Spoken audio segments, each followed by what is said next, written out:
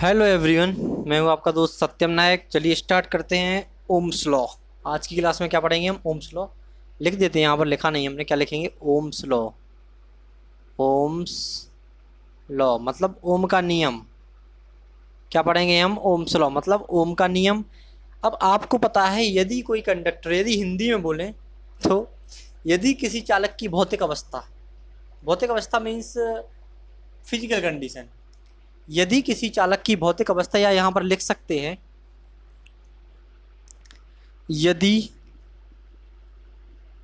किसी चालक या कंडक्टर, यदि किसी कंडक्टर की भौतिक अवस्था मतलब फिजिकल कंडीशन, अब देखिए मिक्सअप लिख रहे हैं हम। यदि किसी कंडक्टर की फिजिकल कंडीशन, जैसे एग्जांपल के लिए टेम्परेचर ले लो और प्रेशर ले लो और वॉल्यूम भी ले सकते हैं, वॉल्यूम ETC। यदि किसी कंडक्टर की फिजिकल कंडीशन जैसे टेम्परेचर, प्रेशर और वॉल्यूम, ये क्या हो? कांस्टेंट रहे या अपरिवर्तित रहे। कांस्टेंट मतलब अपरिवर्तित, जो चेंज ना हो, वेरिएबल ना हो, अपरिवर्तित रहे, तो यदि किसी कंडक्टर की फिजिकल कंडीशन जैसे टेम्परेचर, प्रेशर आदि कांस्टेंट रहे, तो कंडक्टर के टर्मिनल के बीच से जो पोटेंशियल डिफरेंस होता है, तो उसकी जो बहने वाली जो करंट का रेशियो कर देखा जाए तो कांस्टेंट रहेगा। कैसे? यदि किसी चालक की भौतिक अवस्था जैसे ताप आदि अपरिवर्तित रहे, तो उसके दोनों सिरों पर लगाए गए विभवांतर से प्रवाहित विद्युत धारा के डायरेक्टली प्रोपोर्शनल होते हैं, समानुपाती होता है। मतलब यही है कि जो पोटेंशियल डिफरेंस होगा टर्मिनल में, तो कंडक्टर के टर्मिनल मतलब टर्मिनल मतलब सिरा, एक यहाँ पर एक यहाँ पर, कंडक्टर के टर्मिनल के बीच पोटेंशियल डिफरेंस या विभवांतर बोलते हैं हिंदी में, पोटेंशियल डिफरेंस, उसमें बहने वाली करंट, उसमें फ्लो होने वाली, उसमें यहाँ पर लिखते हैं उसमें फ्लो होने वाली करंट, उसमें फ्लो होने वाली करंट के डायरेक्टली प्रोपोर्शनल होता है या समानुपाती होता है। करंट के डायरेक्टली प्रोपोर्शनल होता है। लेकिन कंडीशन याद रखना कि आपका टेम्परेचर, प्रेशर और वॉल्यूम सेम रहे, क्योंकि यहाँ पर रेजिस्टेंस कांस्टेंट में रहता है, आपको पता है। अब बताइए, हम डेफिनेशन को पढ़ते हैं फिर से। यदि किसी कंडक्टर की फिजिकल कंडीशन जैसे टेम्परेचर, प्रेशर और वॉल्यूम, अब कोई कंडक्टर है, कंडक्टर में क्या करना है आपको? टेम्परेचर आपका उसका क्या रखना है? कांस्टेंट रखना है, मतलब टेम्परेचर को चेंज नहीं करना, क्योंकि आपको पता है कि कंडक्टर में अगर आप टेम्परेचर को इंक्रीज करते हैं तो उसका रेजिस्टेंस क्या होता है? बढ़ता है या इंक्रीज होता है। टेम्परेचर को डिक्रीज करेंगे या घटाएंगे तो रेजिस्टेंस क्या होगा? घटेगा। ये कंडीशन तो हम आपको पढ़ा चुके हैं, दो बार रिवाइज करवा चुके हैं अलग अलग क्लासों में, याद है। ठीक है, तो टेम्परेचर को अगर बढ़ाएंगे तो रेजिस्टेंस क्या होगा? बढ़ेगा। लेकिन यहाँ कंडीशन क्या बोलेगी? टेम्परेचर को कांस्टेंट रखना है, आपको चेंज नहीं करना, आप परिवर्तित रखना है, या कांस्टेंट रखना है, या नॉन वेरिएबल रखना। अगर आप ऐसा रखेंगे तो क्या होगा आपका? अगर टेम्परेचर कांस्टेंट रहेगा तो आपका रेजिस्टेंस भी सेम रहेगा, वायर में जो रेजिस्टेंस वही रहेगा। आपको वॉल्यूम भी चेंज नहीं करना, जो आपने कंडक्टर लगाया है उसको आपको कुछ वॉल्यूम चेंज नहीं करना, उसका आयतन चेंज नहीं करना। अब आप बताइए प्रेशर, आपको जो वायर लगा हुआ है उस पर जो जैसा है वैसा, जैसे मान लो ये पेन है, ये वायर समझो, आप कंडक्टर समझो, अगर ऐसा रख दिया तो ऐसे ही रखा रहने दो, उस पर ना आप कोई इफेक्ट नहीं करेंगे, कोई भी इफेक्ट नहीं लगाएंगे, ना उसको खींचेंगे, ना आप उसको तोड़ेंगे, ना उस पर टेम्परेचर बढ़ाएंगे, ना उस पर प्रेशर लगाएंगे, ना उसका वॉल्यूम चेंज करेंगे। तो सिंपल कंडीशन निकल कर यही आती है कि जब आप किसी कंडक्टर की फिजिकल कंडीशन, मतलब जो फिजिकल कंडीशन, जो बाहरी कंडीशन इसकी जो इस टाइप से है, तो आप अगर इस पर रोलर चला देंगे तो चपटा हो जाएगा, तो फिजिकल कंडीशन चेंज हो जाएगी। आप इसको आग में रख देंगे तो क्या हो जाएगा? पिघल जाएगा, प्लास्टिक ही तो है। ठीक है, तो किसी कंडक्टर की physical condition temperature, pressure, volume change नहीं करना है। ठीक है, एक तो कंडीशन ये हो गई, देखो यहाँ पर भी लिखा, टेम्परेचर, प्रेशर, वॉल्यूम को क्या रखना है? फिजिकल कंडीशन ऑफ कंडक्टर कैसे रखना है? कांस्टेंट।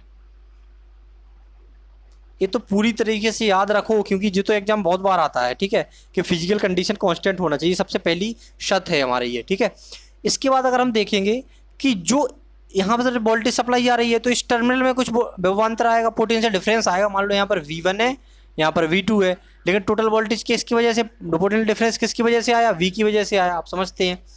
तो इसमें जो करंट बहेगी कंडक्ट, क्योंकि देखो पोटेंशियल डिफरेंस जहां होता है, विभवांतर जहां होगा, विभवों में अंतर होता है, पोटेंशियल में डिफरेंस होता है, तो तभी हमारी यहाँ पर 5 वोल्ट है, यहाँ पर मान लो 2 वोल्ट है, तो हाई वोल्ट से लो वोल्ट की साइड हमारा क्या होगा, करंट फ्लो होगा। हम सब कुछ हम समझा चुके हैं आगे की क्लासों में, ठीक है। तो क्या है यहाँ पर कि यदि यहाँ पर क्या निकल के आ रहा है, कंडक्टर के टर्मिनल के बीच पोटेंशियल डिफरेंस उसमें फ्लो करंट के डायरेक्टली प्रोपोर्शनल होता है। तो वोल्टेज की वजह से जो पोटेंशियल डिफरेंस आया यहाँ पर इस टर्मिनल पे कंडक्टर के, तो वो पोटेंशियल डिफरेंस मानते हैं क्या, V मानो, क्योंकि इसकी वजह से ही तो आया। V मान के चलो, क्या मान के चलते हैं, V मान के चलते हैं।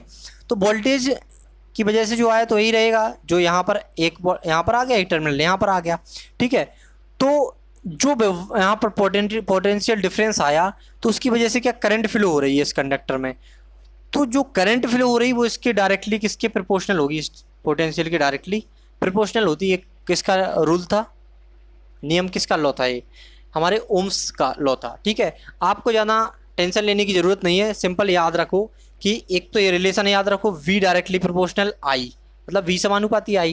दूसरी बात आपको याद रखना है कि टेम्परेचर, प्रेशर और वॉल्यूम, आपको फिजिकल कंडीशन जो है, भौतिक अवस्थाएं, उसको कांस्टेंट रखना है, एक समान रखना है। अब आगे चलते हैं, 2016 में ये क्वेश्चन आया था आपका कि ratio of the voltage and electric current in a close circuit. आपका सबसे पहले करंट उसी में फ्लो होती है, आपको पता है, जो क्लोज सर्किट हो। क्लोज मतलब पूरी तरह से कहीं से ओपन ना हो। अगर आप इस पे यहाँ से ओपन कर देंगे तो करंट फ्लो ही नहीं होगी, क्योंकि यहाँ से करंट थोड़ी निकल पाएगी। करंट पूरे सर्किट में घूमती है, ठीक है, इस टाइप से ऐसे निकलेगी, फिर ऐसे ऐसे जाती रहेगी, ठीक है।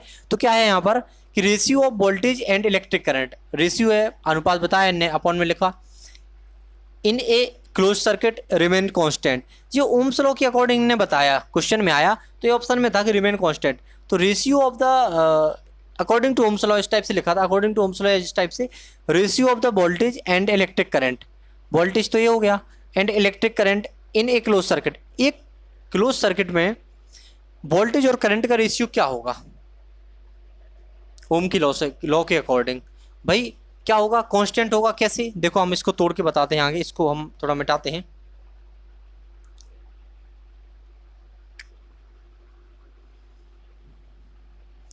अब असली बात आती है जो आपको याद रखना है कि जो ओम के नियम के अनुसार क्या बनता है, V डायरेक्टली प्रोपोर्शनल I। मतलब अगर हमारा करंट में चेंजेस होगा तो आपका वोल्टेज भी चेंज होगा, या वोल्टेज में चेंज होगा तो आपका करंट, ठीक है। तो इसका लीनियर रिलेशनशिप बन रहा है इसमें कि अगर आप इनपुट में चेंज करेंगे तो आपका वोल्टेज चेंज होगा, ठीक है, या फिर इनपुट में चेंज करेंगे तो आपका आउटपुट चेंज होगा। इस टाइप से आप लीनियर रिलेशनशिप समझिए। तो इसको अगर हम तोड़ेंगे तो कांस्टेंट की जगह पे क्या आएगा, इक्वल टू R, क्योंकि कांस्टेंट क्या है, रेजिस्टेंस कांस्टेंट, क्योंकि आपको बताया था हमने टेम्परेचर कांस्टेंट रखना है। अगर टेम्परेचर बढ़ेगा तभी रेजिस्टेंस बढ़ेगा, लेकिन टेम्परेचर को हमने कांस्टेंट रख दिया तो रेजिस्टेंस भी हमारा चेंज नहीं होगा, कांस्टेंट रहेगा, ठीक है। तो कांस्टेंट क्या निकल के आया, R I निकल के आया, I पहले से था, तो 20 बराबर IR या RI, ठीक है, IR या RI, ठीक है। तो V अपॉन I, R यहाँ लिख सकते हैं। R क्या है हमारा, कांस्टेंट है जी। ओम का नियम, यहाँ मेन ओम का नियम यही निकल के आया, ठीक है, A। तो ये क्या हमारा कांस्टेंट है, तो लिख सकते हैं V upon I equals to क्या है, कांस्टेंट। तो जो एग्जाम में आप क्वेश्चन देख रहे होंगे यही आया वो कि रेशियो ऑफ द वोल्टेज, देखो वोल्टेज का रेशियो, एंड इलेक्ट्रिक करंट, देखो करंट भी आ गया, इन a close circuit, close circuit में ही ओम्स का नियम लगता है, ठीक है, रिमेन कांस्टेंट, तो भाई कांस्टेंट ही है, R के इक्वल है तो कांस्टेंट ही होगा। यहाँ से तीन फॉर्मूले निकल के आते हैं, एक तो V इक्वल्स टू IR निकल के आता है, ठीक है, ये आपका निकला ही है। एक I equals to V upon R निकल के आता है, एक R इक्वल्स टू क्या निकल के आता है, V अपॉन I। तो आपको ये याद रखने हैं। अब हम बनाते हैं लीनियर रिलेशनशिप, किसका किसके बीच में, करंट और वोल्टेज के बीच में, ठीक है, क्योंकि आपको पता है अगर रिलेशनशिप लीनियर होगा तो ओम्स लॉ में रिलेशनशिप क्या रहता है, लीनियर रहता है। तो हम सिंपल बनाते हैं, क्या, देखो यहाँ पर I है और यहाँ पर वोल्टेज है, ठीक है। यहाँ पर जो करंट फ्लो हो रही है, अगर करंट देखो, अगर आप करंट को चेंज करेंगे तो आपका वोल्टेज भी उसी टाइप से चेंज होगा। अगर आप करंट को इंक्रीज करते जाएंगे तो पोटेंशियल या वोल्टेज, इसका पोटेंशियल डिफरेंस इंक्रीज होता जाएगा। तो देखिए यहाँ पर इसका और इसका रिलेशन क्या रहेगा आपका, सेम टू सेम रहेगा। अगर आप यहाँ बने यहाँ 2, अगर आप करंट को 1 बढ़ाते हैं तो वोल्टेज में परिवर्तन क्या आएगा 1, 2 करेंगे तो यहाँ पर 2 आ जाएगा, 3 में करेंगे 3 आएगा। तो सिंपल याद रखना है कि ये हमारा कांस्टेंट क्या था, आर तो कांस्टेंट रहेगा। लीनियर रिलेशनशिप क्या है, इनपुट और आउटपुट के बीच में, मतलब करंट। और अगर क्वेश्चन एग्जाम में आता है कि ओम के नियम के अनुसार या according to Ohm's law voltage between according to Ohm's law relation between voltage and current क्या रहेगा, तो आपको बताना है लीनियर रिलेशनशिप। कैसा है ये, लीनियर। आपको लीनियर पढ़ा चुके हैं, इसके चक्कर में पूरा आपको पढ़ा दिया लीनियर व नॉन लीनियर सब कुछ, ठीक है। तो जो वोल्टेज और करंट समानुपाती ये होते हैं, वोल्टेज समानुपाती करंट या voltage directly proportional to current, एक स्किल लॉ के अकॉर्डिंग होती है, ओम्स लॉ। और याद रखना है कि देखो रिलेशन बिटवीन, अच्छे से लिखते हैं, अकॉर्डिंग टू ओम्स लॉ, या लिखना है आपको अकॉर्डिंग टू ओम्स लॉ, मतलब ओम्स लॉ के अनुसार, according to Ohm's law relation between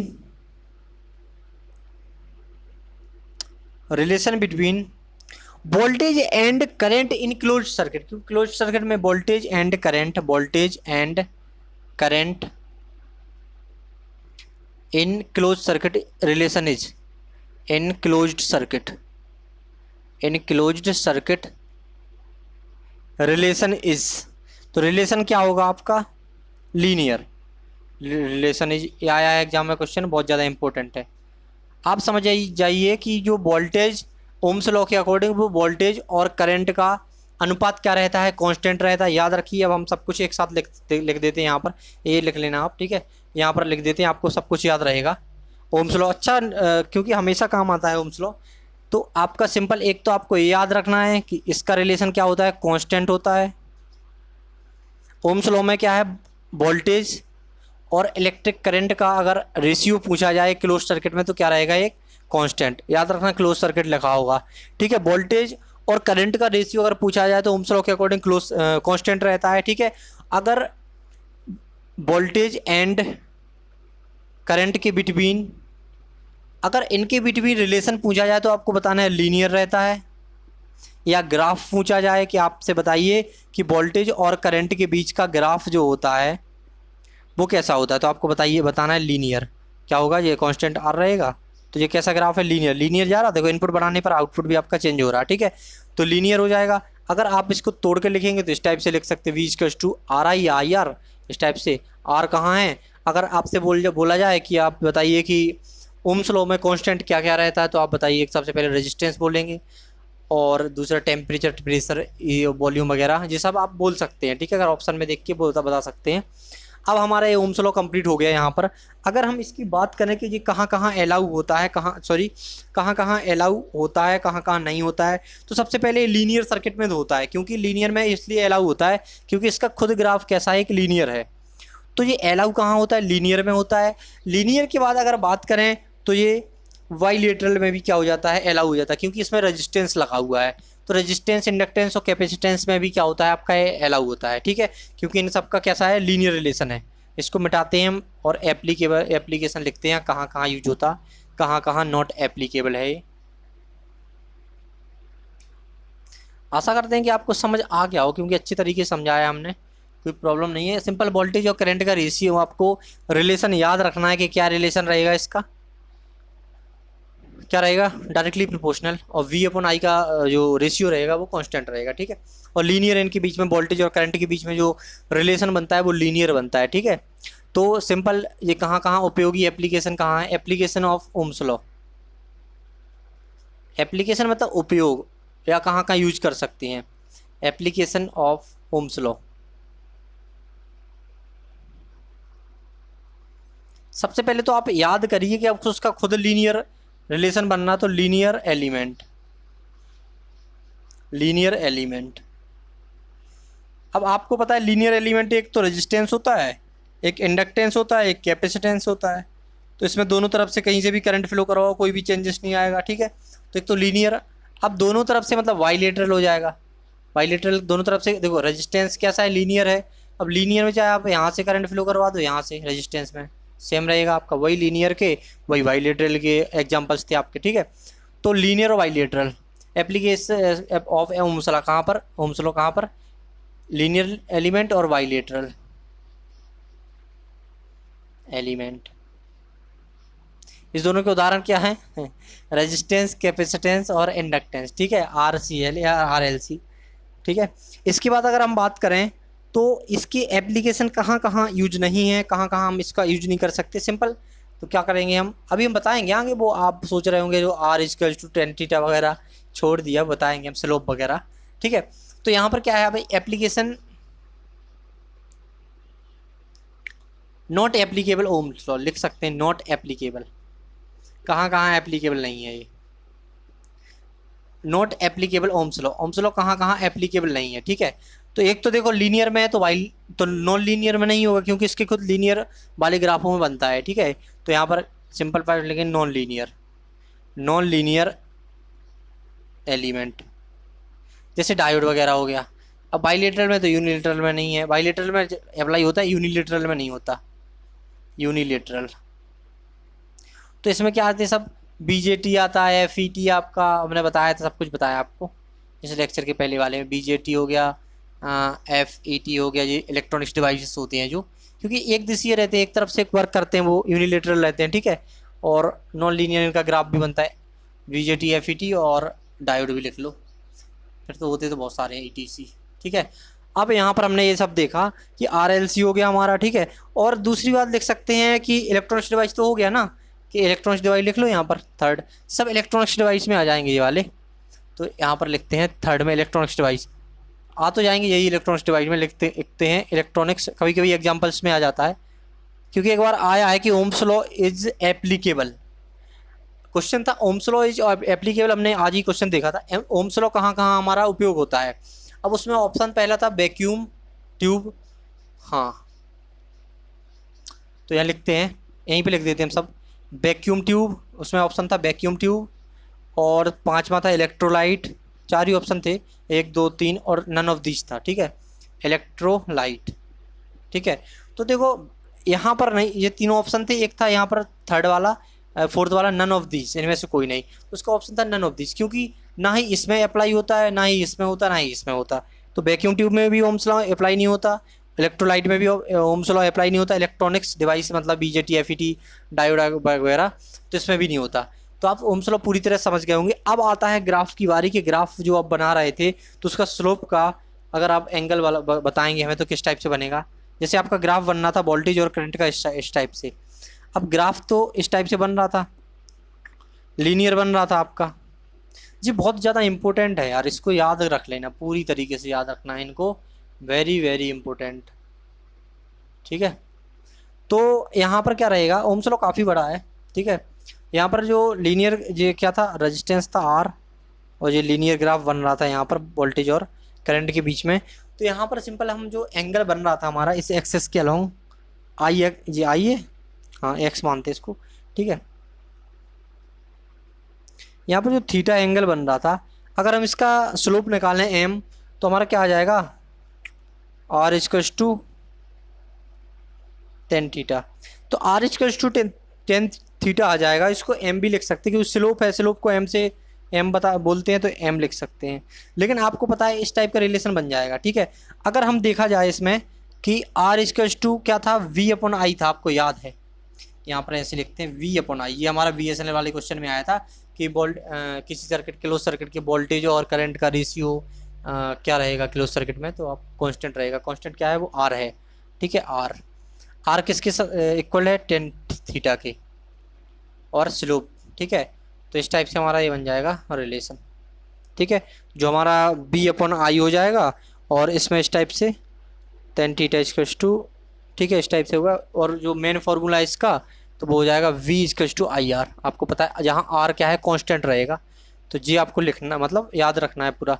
जो इसका स्लोप बन रहा है वो लीनियर है, स्लोप क्या बन रहा है, m क्या है, स्लोप है ये, ठीक है, स्लोप को दर्शाता है, ठीक है।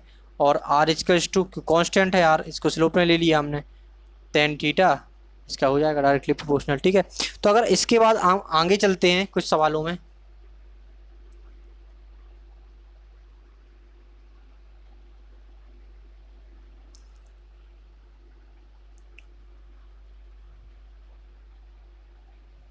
अगर हम इसके आगे चलते हैं, ये क्लास मैक्सिमम फिनिश होने वाली हैं और इसके बाद KCL KVL स्टार्ट करेंगे, क्योंकि फिर मैग्नेटिक सर्किट तो बाद में स्टार्ट कर देंगे, या फिर मैग्नेटिक सर्किट स्टार्ट कर देंगे जैसा देखेंगे।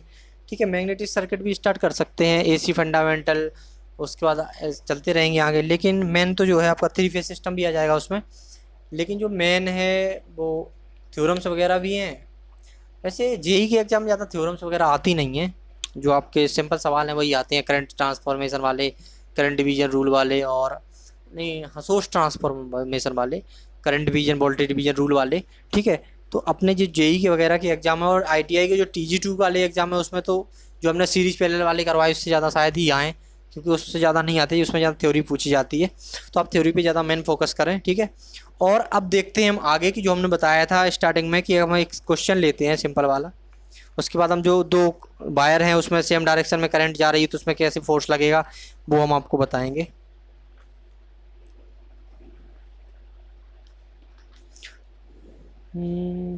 तो सेम डायरेक्शन में अगर करंट जा रही है, 2 फोर्सेस से लगे हुए हैं, और सेम डायरेक्शन में अगर आपकी करंट जा रही है तो किस टाइप से वो जाएगी। तो एक क्वेश्चन था हमारा, इससे रिलेटेड नहीं है, लेकिन वो क्वेश्चन अच्छा है क्वेश्चन, इसलिए हम आपको कर रहे हैं।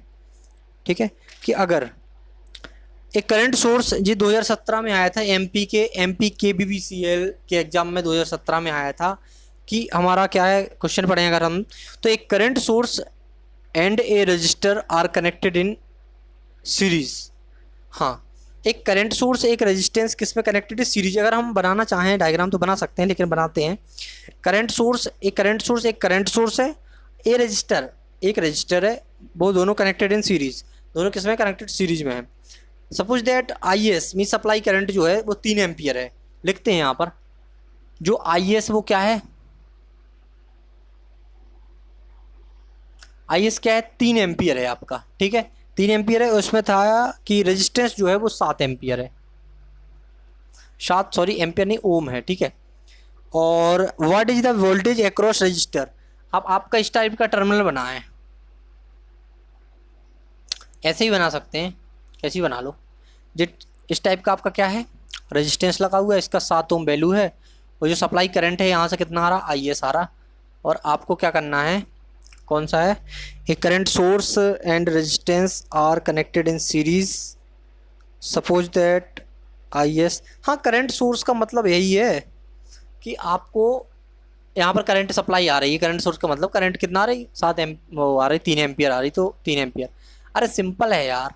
ठीक है, वोल्टेज निकालना है आपको, तो अगर डायरेक्ट अगर ये ना भी बनाओ तो क्या प्रॉब्लम हो रही, ना भी बनाओ कोई प्रॉब्लम। ठीक है, आपको देखो क्या निकालना है, रजिस्टर के अक्रॉस वोल्टेज निकालना है। तो आपका जो रजिस्टर है इस टाइप का, इसके अक्रॉस वोल्टेज, इसमें देखो IS, देखो उस करंट सोर्स से कन्फ्यूज मत होना, वो देगा तो सर्किट को ही और कहाँ ले जाएगा अपनी करंट। ठीक है, तो तो यहाँ पर क्या है, जो टर्मिनल, इसके टर्मिनल में जो वोल्टेज आ रहा है, क्योंकि जो यहाँ पर वोल्टेज होगा आपका प्लस इस टाइप का कर लो।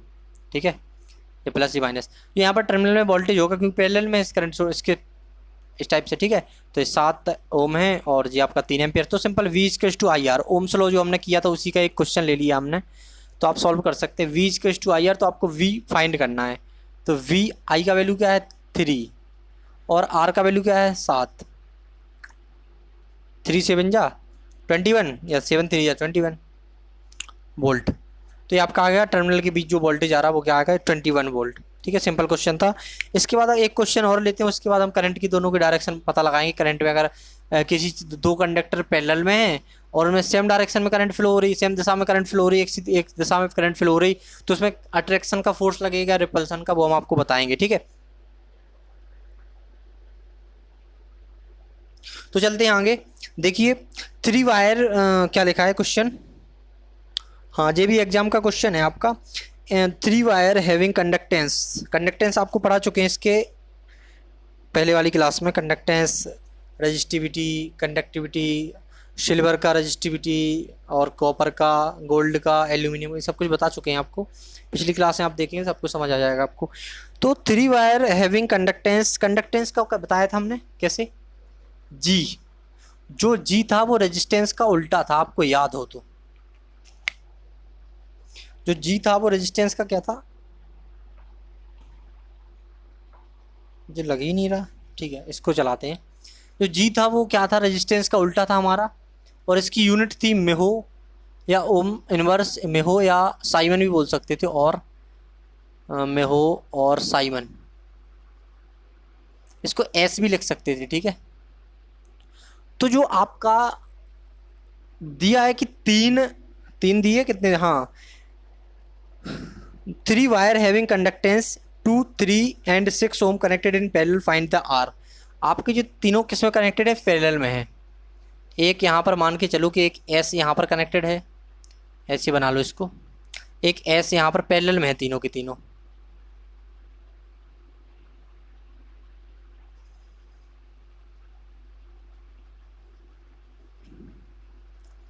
यहाँ पर G1 हो गया, G2 हो गया, G3। G1 का वैल्यू क्या है आपका, G1 का वैल्यू 2 है, और 3 और 6, इसका 2, इसका 3, इसका 6, इसकी यूनिट क्या रहेगी, साइमन, एस, या मेहो लिख सकते हो, एस एस। अब आपको पता है रेजिस्टेंस का उल्टा है, रेजिस्टेंस का उल्टा है। अगर हम इसका रेजिस्टेंस निकालें तो देखो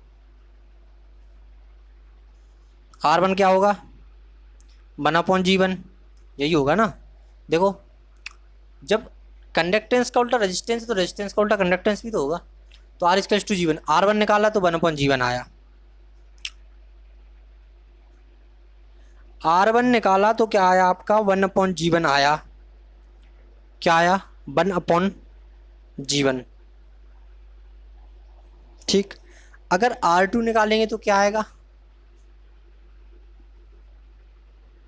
1/G2, R3 निकालेंगे तो 1/G3।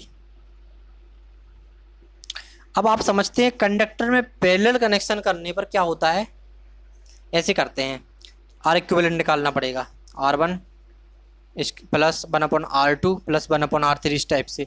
तो इसका उल्टा होगा कंडक्टेंस में, तो कंडक्टेंस में अगर पैरेलल में इस टाइप से निकालना पड़ेगा इसमें, तो कंडक्टेंस में क्या होगा, कंडक्टेंस में सिंपल निकालेंगे G, टोटल निकाल लो, G1 plus G2 plus G3, यही होगा, यही होगा, ठीक है। अगर हम इसको ऐसे ना करके ऐसे भी कर सकते हैं। अब यहाँ पर अगर G की वैल्यू पुट करते हैं, देखो G इसका टू क्या है, 1/R1 है, तो 1/R इक्विवेलेंट। G1 का क्या हो जाएगा, 1/R1 हो जाएगा। G2 का क्या हो, ये G के लिए था कि अगर पैरेलल में तो इस टाइप से जुड़ जाएंगे, याद रखना। अगर हम रेजिस्टेंस को लेंगे तो सिंपल है, देखो आ गया ना वही फॉर्म, यहीं से निकाल रहे हैं हम भी कि पैरेलल में हमारा यही तो फॉर्मूला होता है इसका, आप केवल मान रखना पड़ेगा हमें, ठीक है। मान हमें ऑलरेडी पता है, मान क्या है हमें ऑलरेडी पता है, ठीक है। तो यहाँ पर क्या है,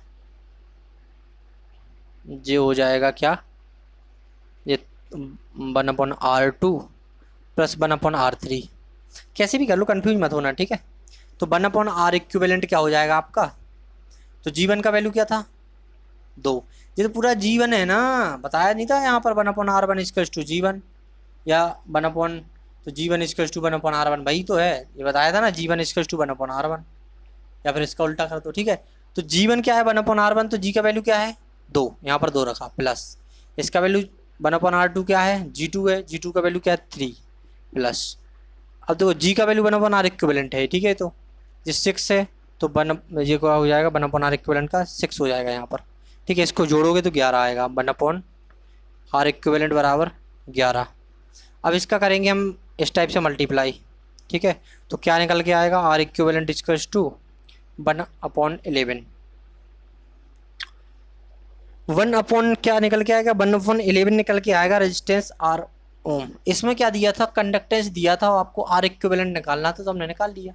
क्योंकि अगर वैसे भी निकालते तो वैसे निकाल के देख रहा है, देखो टोटल पहले कंडक्टेंस निकाल लो, आएगा इतना ही, कितना है, 2 प्लस 3 प्लस 6, यही है, जोड़ दो कितना आया, 11 आया।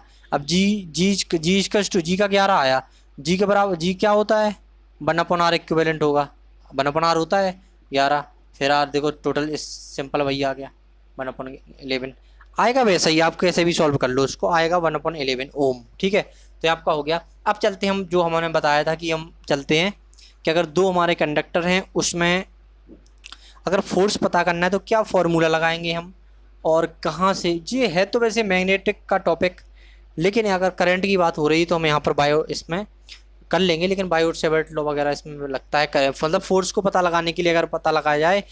ये क्वेश्चन आया हुआ है कि यदि शायद मैंने लिखा है, नहीं नहीं लिखा। तो उसमें क्या था कि यदि दो हमारे कंडक्टर, डायग्राम बनाते हैं आपको समझ आएगा, लिखते हैं कि एक हमारा चालक ये है, करंट कैरिंग कंडक्टर जिसमें करंट बह सकती है, ठीक है, बह रही है। अगर सेम दिशा में करंट बह रही है तो इसमें लगने वाला फोर्स क्या होगा, अट्रैक्शन होगा, रिपल्सन होगा। मतलब ये एक दूसरे को अपनी तरफ आकर्षित करेंगे, अट्रैक्ट करेंगे, या एक दूसरे को दूर भेजेंगे। ये बड़ा अच्छा सवाल था।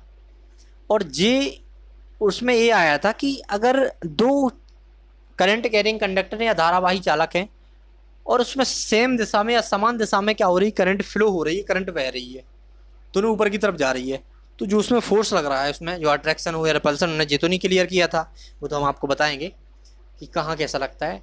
तो जो उसमें फोर्स लग रहा है वो कैसे पता करें, किस नियम, तो उसका नियम का नाम है वायोट सेवर्ट लॉ। आप लिख सकते हैं वायोट Savart law, bio Savart law.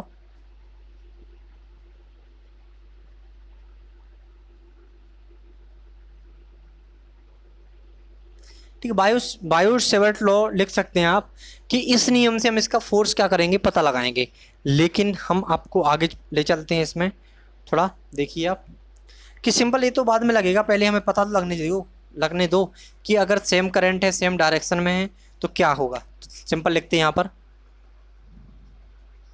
Both current in same direction. अगर हमारी दोनों करंट सेम डायरेक्शन में है, मतलब एक ए है एक ए है, सिंपल, तो अगर ए इस साइड जा रही है और ए इस साइड जा रही है, ऊपर की साइड, तो इसकी जो करंट है I1 और ये I2 है, जो सेम डायरेक्शन में अगर करंट जा रही है तो उसमें क्या फोर्स लगेगा, वो अट्रैक्शन का फोर्स लगेगा, या आकर्षित करेंगे, एक दूसरे को खींचेंगे अपने ओर। मतलब ये इसको खींचेगी और ये क्या करेगी, इसको खींचेगी, तो यहाँ लिख सकते अट्रैक्शन, अट्रैक्शन फोर्स, या बोल सकते आकर्षण का बल लगेगा। अब बल को कैसे निकालेंगे या फोर्स को कैसे निकालेंगे, या यहाँ पर लिख सकते फोर्स ऑफ अट्रैक्शन, यार कुछ भी लिख दो, अट्रैक्शन फोर्स या force of attraction, force of attraction या आकर्षण का बल। अगर इसके बाद देखेंगे, अगर करंट अपोजिट डायरेक्शन हो, दोनों में क्या हो, अपोजिट डायरेक्शन, क्या हो हमारा, अपोजिट डायरेक्शन बोथ कंडक्टर, ठीक है, एक इस साइड है एक साइड है, मतलब एक करंट ऊपर जा रहा है एक करंट नीचे जा रहा है, अपोजिट डायरेक्शन हो गया। डायरेक्शन क्या है, अपोजिट है, ये I1 है और नीचे जा रहा भाई आपका I2। अब इसमें क्या है, आपका क्या है, अपोजिट डायरेक्शन है। अपोजिट डायरेक्शन में क्या होगा, आपका फोर्स क्या लगेगा, रिपल्सन का फोर्स लगेगा। याद रखना कि अगर करंट सेम डायरेक्शन में जा रही है तो क्या लगना है, अट्रैक्शन का, यहाँ पर लगेगा फोर्स ऑफ रिपल्सन या प्रतिकर्षण का बल, फोर्स ऑफ रिपल्सन या प्रतिकर्षण का बल, प्रतिकर्षण का बल, फोर्स ऑफ रिपल्सन लगेगा या प्रतिकर्षण का बल लगेगा आपका।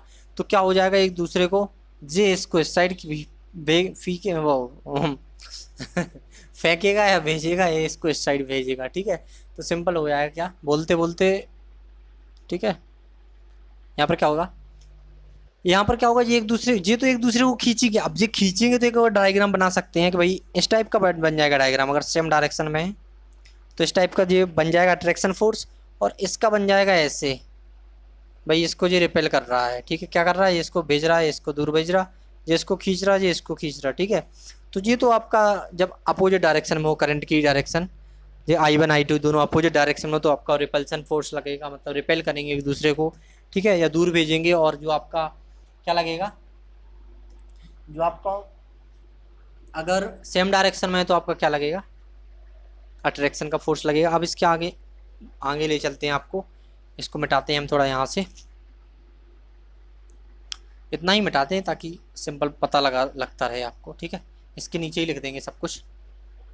तो हम अगर बात करें कि जो फोर्स है वो तो पता चल गया कि अपोजिट डायरेक्शन में कैसा लगता है, रिपल्सन लगता है, यही मिटा दिया हमने, ठीक है। तो यहाँ लिखते हैं अट्रैक्शन, सिंपल लिख दो ताकि आपको याद रहे, अट्रैक्शन, यहाँ पर रिपल्सन और रिपल्सन, अरे फोर्स लिखना क्या ज़रूरी है, ठीक है।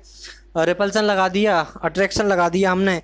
अगर इसकी बात करें तो एफ इक्वल्स टू, अगर जो इसमें फोर्स लगता है बायो सेवर्ट लॉ के अकॉर्डिंग, मतलब अगर आपसे क्वेश्चन आया हुआ है ये कि जो दो धारावाही चालक हैं, दो करंट कैरिंग कंडक्टर हैं, अगर उसमें सेम डायरेक्शन में करंट फ्लो हो रहा है तो उनका फोर्स पता करना है, तो किस नियम से पता करेंगे, किस लॉ से पता करेंगे?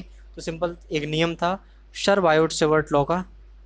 वायोट सेवर्ट लिखता है या वायोट सेवर्ट लिख दूँ कोई भी, वायोट सेवर्ट, लेकिन फीलिंग समझना चाहिए, वायोट सेवर्ट लॉ। कहीं बायोट सेवर्ट भी यहाँ पर टी भी लगा रहता है, लेकिन ठीक है वायो सेवर्ट लॉ लिखते हैं। वायो सेवर्ट लॉ के अगर नियम के अकॉर्डिंग हम इसमें से कितना फोर्स लग रहा चार्जेस में तो पता लगा लिया था हमने कूलोम्स लॉ के अकॉर्डिंग, ठीक है। लेकिन यहाँ पर उल्टा है कि उसमें सेम थे तो रिपेल के, लेकिन इसमें सेम करंट सेम डायरेक्शन वाला खेल है, डायरेक्शन सेम है तो इसमें क्या हो जाएगा, एक दूसरे को अट्रैक्ट करेंगे, ठीक है।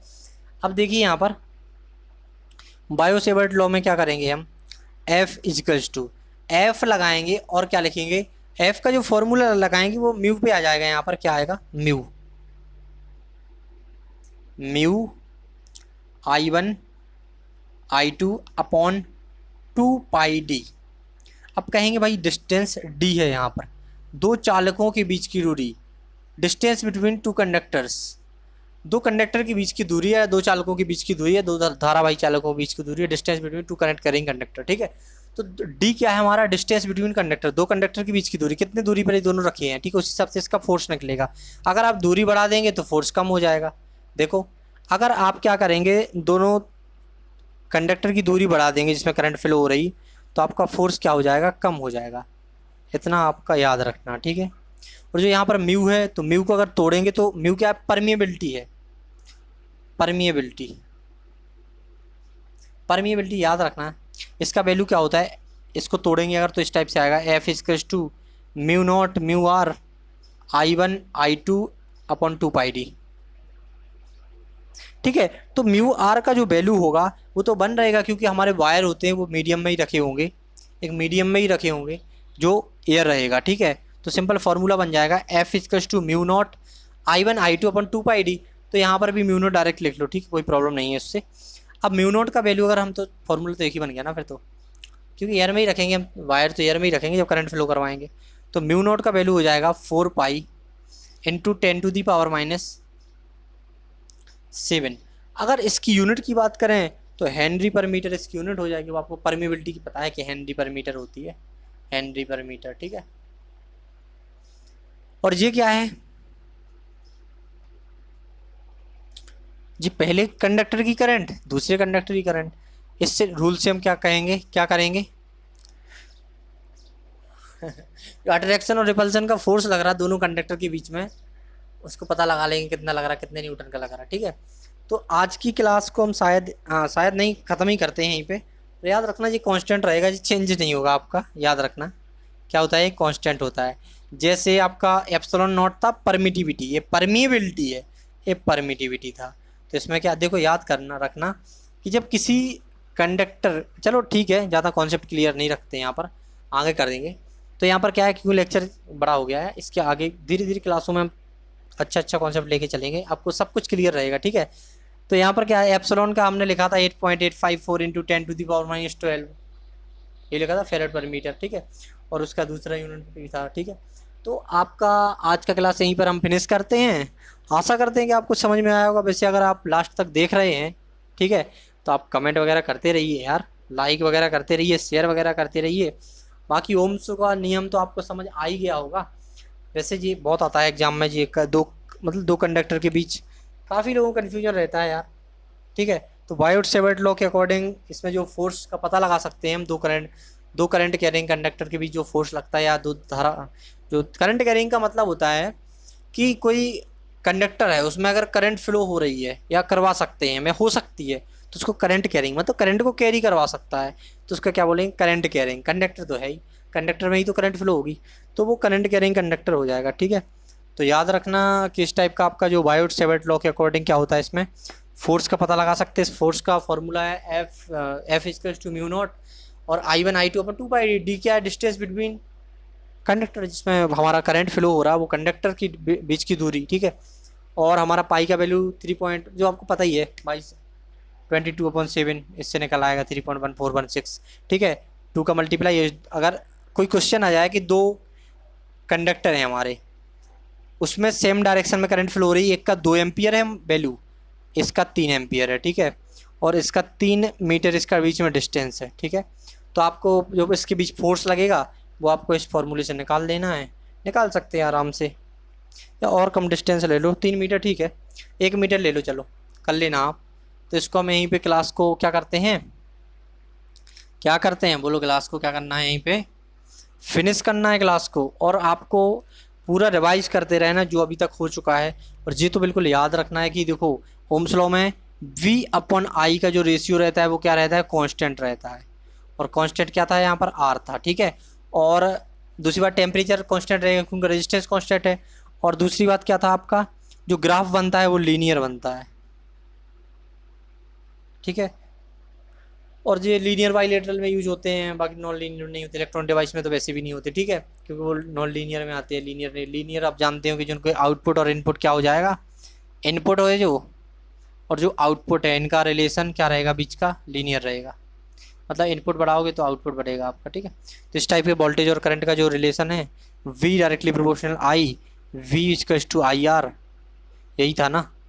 ठीक है, तो यही हो जाएगा आपका, और इसी के साथ हम क्लास फिनिश करते हैं। थैंक यू, और थोड़ा लाइक शेयर सब्सक्राइब करते रहिए आप लोग, और अगर आपको अच्छा लगता है कमेंट भी करिए, पढ़ाना अच्छा लगता है कमेंट करिए, दोस्तों को बताइए। ठीक है, और अच्छे अच्छे कॉन्सेप्ट देते रहते हैं हम आपको। वैसे आज की क्लास हम यहीं पे फिनिश करते हैं। ठीक है, थैंक यू।